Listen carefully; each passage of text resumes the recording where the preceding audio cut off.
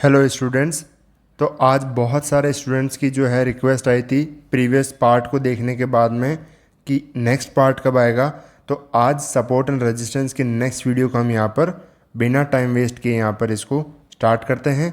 Support and resistance के की points यहाँ पर इम्पॉर्टेंट पॉइंट्स बहुत डिटेल के अंदर समझेंगे और यहाँ पर जितने ज़्यादा इस वीडियो को देखने के बाद में पार्ट 3 यहाँ पर जितने ज़्यादा ये कमेंट आएगा मैं उतनी ही जल्दी आपके लिए नेक्स्ट सपोर्ट एंड रेजिस्टेंस की डिटेल के अंदर यहाँ पर आपके लिए वीडियो जितनी जल्दी यहाँ पर जितने ज़्यादा कमेंट्स आएंगे उतनी ही जल्दी आपके लिए नेक्स्ट वीडियो आएगी।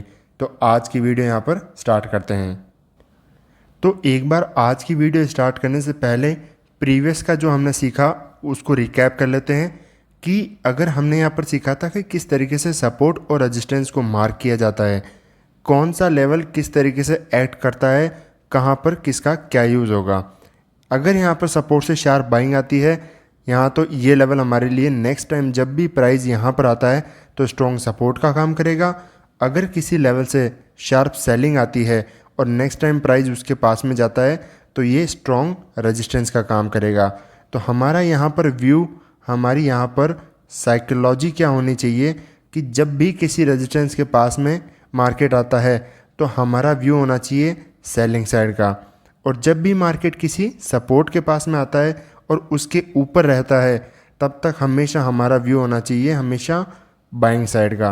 बट एक की पॉइंट यहाँ पर बहुत ही इम्पॉर्टेंट पॉइंट है जो मैं वीडियो के एंड में आपको यहाँ पर बताऊँगा कि कब सपोर्ट का यूज़ करना चाहिए, कब रेजिस्टेंस का यूज़ करना चाहिए इंट्राडे के अंदर।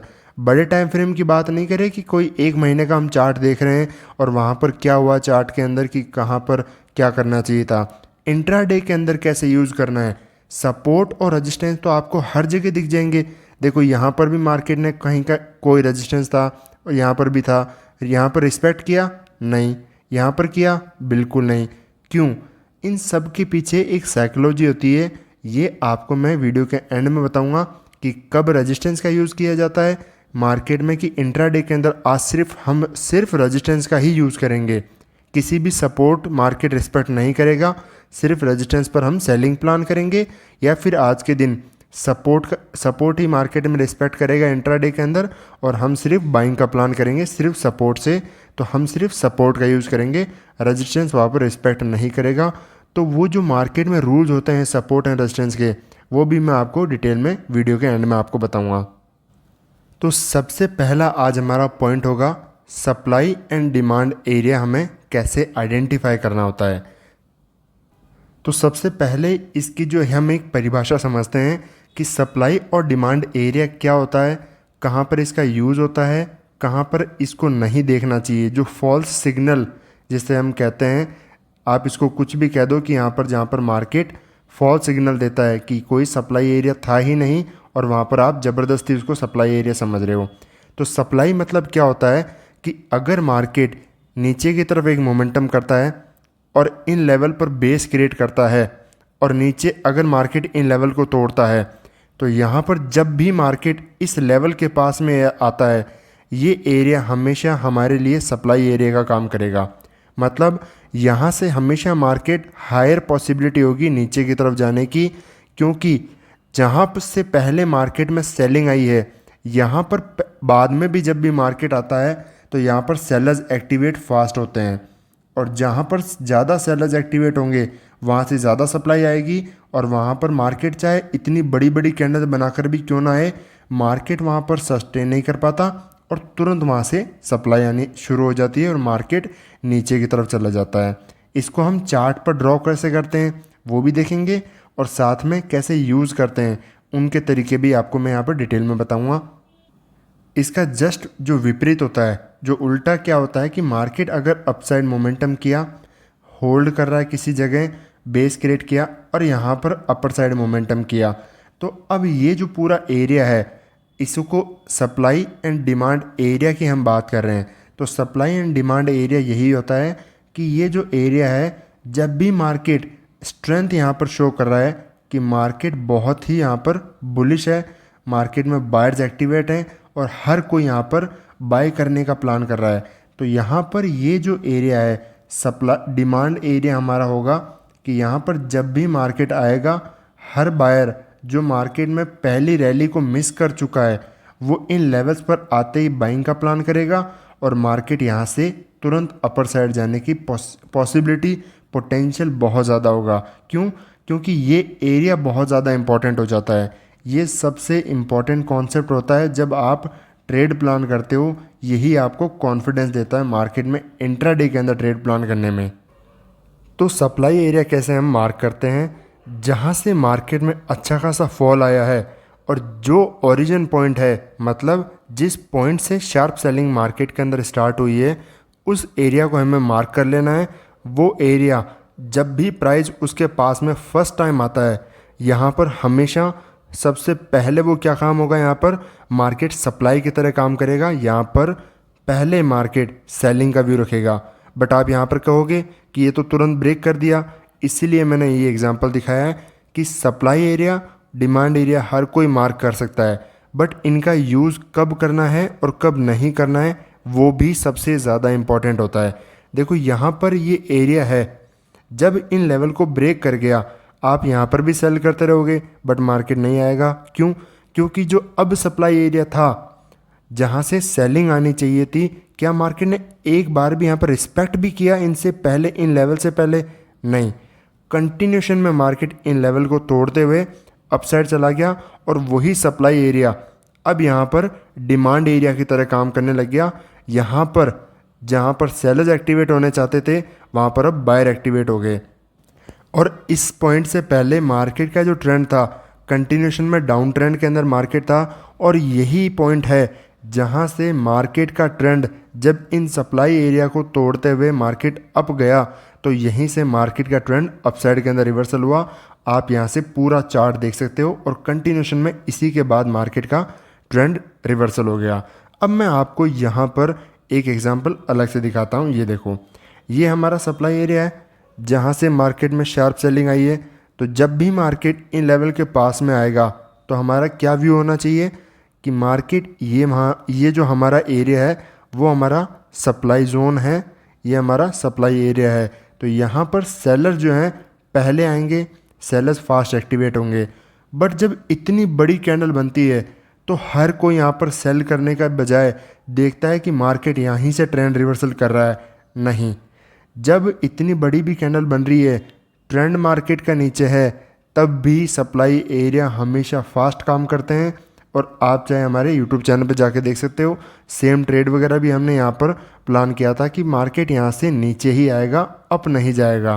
तो ये चीज़ें बहुत ज़्यादा इंपॉर्टेंट होती हैं जब आप एरियाज़ को, सप्लाई जोन, डिमांड जोन को आप समझने लग जाते हो कि कहाँ पर रिस्पेक्ट करेगा, कहाँ पर नहीं करेगा। उसके अगले दिन भी आप देख सकते हो, ये जो एरिया है मार्केट में हमने मार्क किया, इसको बस सिंपल मार्क किस तरीके से करते हैं कि जो भी कैंडल बनी है, जहाँ से भी ट्रेंड रिवर्सल हुआ है, वो कैंडल आप मार्क करो, इसका लो, इसका हाई, उसको आप यहाँ पर मार्क करके रखो। ये हमारा जो है एरिया हो जाएगा। यहीं से मार्केट में सेलिंग आने के ज़्यादातर चांस रहेंगे, इसी एरिया से सप्लाई मार्केट के अंदर आती है। तो यहीं पर देखो, मार्केट चाहे इतना बड़ा गैप अप भी ओपन हुआ, ओपन होते भी सेलिंग आई, इतना बड़ा मोमेंटम किया, फिर भी मार्केट कंटिन्यूशन में यहाँ से नहीं जा पाया और इन्हीं लेवल्स के अंदर ही पूरा दिन रहा। और इवन यहाँ पर जाकर के क्लोजिंग भी किया, बट पूरा दिन इसी के नीचे रहा। इस पॉइंट से हम मार्केट में ट्रेंड रिवर्सल हुआ, शार्प सेलिंग आई, तो इस पॉइंट का हाई मार्क कर लेते हैं। और इस पॉइंट का देखो, चाहे तो हम यहाँ पर बॉडी भी मार्क कर सकते हैं, ये जो विक्स बना है लो मार्क कर सकते हैं, बट ये बहुत बड़ी कैंडल है तो यहाँ पर प्रीफर हम हमेशा बॉडी को करेंगे कि यहाँ पर बॉडी को मार्क करना चाहिए। तो ये जो जोन हो गया हमारे लिए सप्लाई जोन है। यहाँ पर मार्केट में पहला व्यू हमारा क्या होगा, जब भी प्राइस आए तो हमारा यहाँ पर व्यू होगा सेलिंग साइड का। तो यहाँ पर देखो, इतना फास्ट मोमेंटम करते हुए मार्केट आया, फिर भी क्या इन लेवल्स को ब्रेक करते हुए कंटिन्यू जा पाया? नहीं, यहीं से मार्केट धीरे धीरे यहाँ पर सस्टेन किया, सस्टेन नहीं कर पाया, सेलिंग आई और फिर नीचे की तरफ अगले दिन मोमेंटम करते हुए पूरा डाउन साइड की तरफ मोमेंटम आया। तो सप्लाई जोन और डिमांड जोन हमेशा काम करते हैं, बट उनकी कंडीशंस होती हैं, वो कंडीशंस भी मैं आपको डिटेल में बताऊंगा। बट पहले आप इनको मार्क करना सीखो कि कैसे मार्क करना है, कौन से लेवल पर मार्केट में आता है तब यहाँ पर सेलर्स एक्टिवेट होते हैं, बायर एक्टिवेट होते हैं। हर एक चीज़ को पहले सीखेंगे, साथ में कंडीशंस भी 1 बाय 1 मैं आपको बताऊंगा, ताकि कौन से टाइम सप्लाई जोन काम नहीं करेगा वो भी आपको पता चलेगा। Supply and demand zone mark करने के अंदर स्टूडेंट्स के अंदर ज़्यादातर एक गलती करता है, एक ट्रेडर क्या गलती करता है कि अगर किसी लेवल से मार्केट धीरे धीरे धीरे होकर स्मॉल वीक कैंडल्स बनाते हुए ग्रीन रेड ग्रीन फिर रेड ग्रीन रेड ऐसे करते हुए मार्केट यहाँ से जाता है, तो भी वो उन लेवल को यहाँ पर डिमांड जोन की तरह मार्क करता है कि यहाँ पर मार्केट अपर साइड यहाँ से गया है तो ये हमारा डिमांड जोन है। नहीं, जहाँ से हमेशा याद रखो, जहाँ से बड़ा मोमेंटम हुआ है, बड़ी बड़ी कैंडल्स बन करके मार्केट गया है, मार्केट फास्ट मोमेंटम हुआ है, वही हमारा डिमांड जोन होगा। जहाँ से फास्ट मोमेंटम करते हुए मार्केट नीचे आया है, वही लेवल हमारा सप्लाई जोन होगा। अगर किसी भी जगह से धीरे धीरे होते हुए मार्केट आता है तो वो जोन हमारा सप्लाई एंड डिमांड जोन नहीं होगा। जैसे कि आप यहाँ पर देखो, ये परफेक्ट सप्लाई जोन है मार्केट के अंदर। ये हाई हमने मार्क किया, ये लो हमने मार्क किया। मार्केट जब यहाँ पर आया, इसी जोन से देखो कितनी शार्प सेलिंग मार्केट कंटिन्यू करने लगा, क्योंकि ये परफेक्ट लेवल है। जहाँ से अगर आप परफेक्ट लेवल आइडेंटिफाई कर पाते हो तब मार्केट उन्हीं लेवल से फास्ट मोमेंटम करते हुए कंटिन्यू जाता है। अगर परफेक्ट लेवल आपने आइडेंटिफाई नहीं किया, सपोज आप इन लेवल को आप यहाँ पर सप्लाई जोन आइडेंटिफाई करते हो कि मार्केट यहाँ से नीचे गया है। सपोज आप इंट्राडे के अंदर ही ट्रेड कर रहे हो, यहाँ से मार्केट गया, आपने ये सोचा कि ये सप्लाई जोन है, यहाँ पर मार्केट आएगा तब हम सेलिंग का प्लान करेंगे। बिल्कुल नहीं। क्या यहाँ से मार्केट शार्प सेलिंग किया? ऐसे करता है सेलिंग मार्केट? नहीं, इस तरीके से सेलिंग आती है, इस तरीके से मार्केट में सेलिंग आती है। कभी भी इतना धीरे होते हुए मार्केट वापस इतना धीरे मोमेंटम नहीं करता है, और वो जोन हमारे लिए परफेक्ट जोन बिल्कुल भी नहीं है। इसीलिए वो मार्केट में रिस्पेक्ट भी बिल्कुल नहीं करते। सेम एग्जांपल आप यहाँ पर देख सकते हो। मार्केट यहाँ से जो अपसाइड मोमेंटम किया, तो आप क्या इन लेवल को डिमांड जोन की तरह मार्क करोगे कि मार्केट यहाँ से गया है तो इन लेवल को हम यहाँ पर डिमांड जोन की तरह मार्क करते हैं, ये अब हमारा डिमांड जोन होगा? नहीं। जहाँ से मार्केट इतना वीक मोमेंटम कर रहा है, कोई मोमेंटम खास नहीं आया, इसका मतलब जब भी प्राइस इन लेवल के पास में आता है, चाहे कैसे भी आओ, यहाँ पर बायर्स फास्ट एक्टिवेट नहीं हो पाते, क्योंकि पहले भी जब मार्केट यहाँ से गया था तब यहाँ पर बायर फास्ट एक्टिवेट नहीं हो पाए थे। तो जब भी ये लेवल आएगा तो ये मार्केट के लिए अब एक वीक लेवल है और ये टूट जाएगा और मार्केट यहाँ से कंटिन्यूशन में नीचे जाएगा। तो सपोर्ट एंड रेजिस्टेंस मार्क करने के लिए सप्लाई एंड डिमांड जोन कैसे मार्क करते हैं, इसकी नेक्स्ट वीडियो हम यहाँ पर सीखेंगे कि कौन कौन सी कंडीशंस होती हैं इनकी, कौन से रूल्स होते हैं जिनके बेसिस पर इन्हें मार्क किया जाता है और फॉलो करना है, कौन सी गलतियाँ एक ट्रेडर यहाँ पर, रिटेल ट्रेडर यहाँ पर इनको मार्क करने के अंदर, इनको यूज़ करने के अंदर करता है, कब इनको यूज़ करना चाहिए और कब नहीं करना चाहिए। हर एक पॉइंट को और भी डिटेल के अंदर यहाँ पर हम प्रॉपर तरीके से नेक्स्ट वीडियो में सीखेंगे। तो अगर यहाँ पर आप नेक्स्ट वीडियो चाहते हैं कि आप जल्दी से जल्दी आपके लिए नेक्स्ट वीडियो है, तो पार्ट 3 यहाँ पर जितने ज़्यादा ये कमेंट आएंगे, मैं आपके लिए नेक्स्ट वीडियो उतनी ही जल्दी यहाँ पर क्रिएट करूँगा।